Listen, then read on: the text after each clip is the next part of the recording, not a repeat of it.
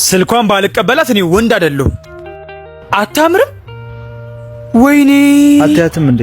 ገገማ ነገር ነች።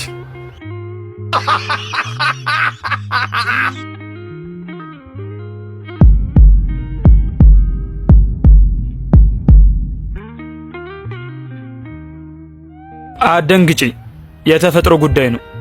ልብስሽ ተበላሽቶ ነው ወይንስ ቀኑን አታውቂው? ያማ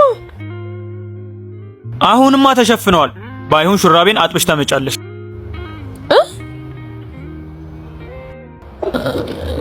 ለዛ ነበር ይሳቁብኝ።